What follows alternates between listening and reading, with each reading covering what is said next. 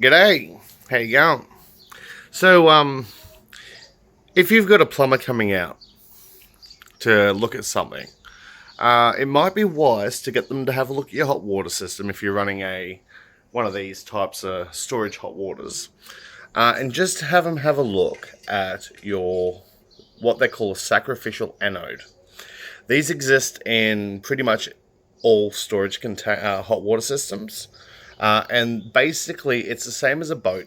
If you're into boating, especially out on salty water, you'll know about what a sacrificial anode is.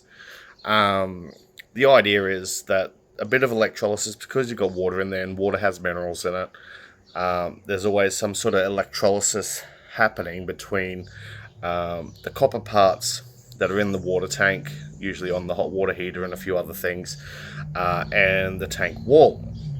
Mind you, the tank's supposed to be covered in some sort of enamel, but through cyclic heating and cooling, which happens just during use, that coating ends up getting cracks in it because it's not as flexible. It's not flexible. It's glass, where the actual liner of the tank is flexible. It's made of usually some sort of steel or copper if you're lucky.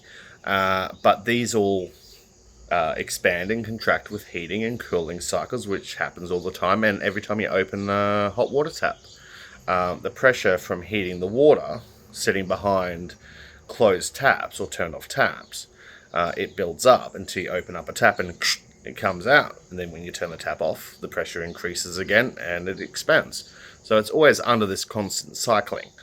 So what this is, I went on eBay because this is an ever hot of something. It's basically the same concept, and it exists for pretty much all of them, whether it's a ream or other hot water heaters, including your solar hot water heaters on the roof. They generally have a storage tank on the top or down on ground level, depending on the unit. And the same deal, they still have a sacrificial anode. What these do is, in the process of electrolysis happening in the water, it will attack the most reactive metal first.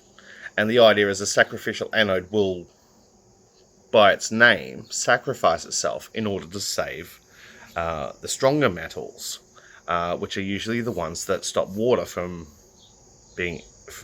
that's inside the tank from wanting to be outside the tank through a rust hole. So this here, now this tank, I can't quite get a confirmation of when it was installed. I'm assuming it's 2012 or after that. Just based on some numbers and stuff that are on it, but the actual sticker where the exact date is obscured. My assumption is this here is probably the actual factory original one that came in it. So it's possible the tank's even newer than that.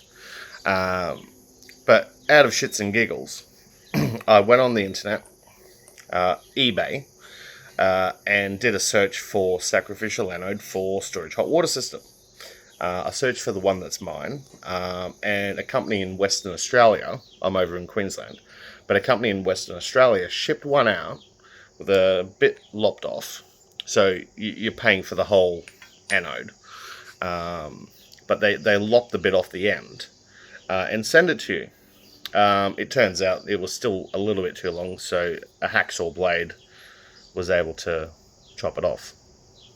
Anyway, so had the plumber out swapping out a toilet upstairs, so he went through that process.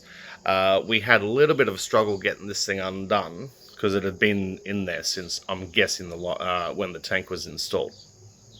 Turns out a 27mm socket for this end and a nice decent sized breaker bar, and you pretty much just lever on it slowly, and it does eventually just break loose. However, we did have a bit of an incident because in the process of getting this off, and because of other jobs happening at the same time, between myself and the plumber, we both forgot to open up a hot water tap after the fact. Like, after everything else, and before undoing it. Which meant that as soon as because the hot water system here, I've got it set up to heat up during the day, so it had been heating.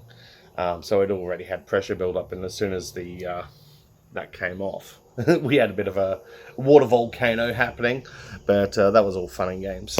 About the same effect you get when you open a hot radiator in a car. Hopefully you're standing back before it gets you. But yeah, now this is interesting. See, this... This here is the full length of the anode that was in the unit. Now, I'm in sort of west of Ipswich on town water, and our water's pretty good. So this has had a relatively easy life. But as you can see, with all the pitting, see, any of this bare steel is where the anode no longer exists. Pardon me. But it's also quite crumbly. But as you go down, where you can see where you can see all the pitting in it, it has actually been doing its job. And then off it goes. These are cheap. The company in Western Australia that I found on eBay sent me through courier from Western Australia to Queensland for under $80, delivered to my house.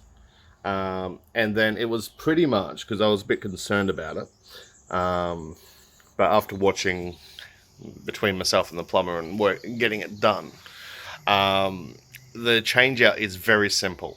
You turn off the water feed, the mains feed to your water tank. You open up a hot water tap somewhere. On the top of the water tank is a cover. You open it up. There's this in it. You pretty much pop your socket on, and then just slowly undo it until it comes out. The new one is pretty much that. So it's the exact same. That's the material that was originally on here. So you pretty much put it back into the tank. You can get flexible ones if, like here, where the previous owner built a deck over the top, and there not being enough room. So I ended up cutting one of these planks just open, and then just putting a hinge on it, so I can do it. But yeah, so you just lower the new one into it. Bit of thread tape on here, tighten it up till it clicks. If you're into tightening up car tires and things like that, it's kind of the same sort of until it stops turning. Not too hard because thermal expansion. And then you're good for another 5-10 years. And what this does, by spending let's say $100 to change this in that, means that unit, because that's just a standard resistive hot water system. They're a little bit more. They're more expensive to run than a heat pump, but there's the only moving part in that in day-to-day operation is the thermostat. So it clicks on, clicks off, clicks on, clicks off. That's it. Thermostats are cheap and easy to replace. Hot water heaters are cheap and easy to replace.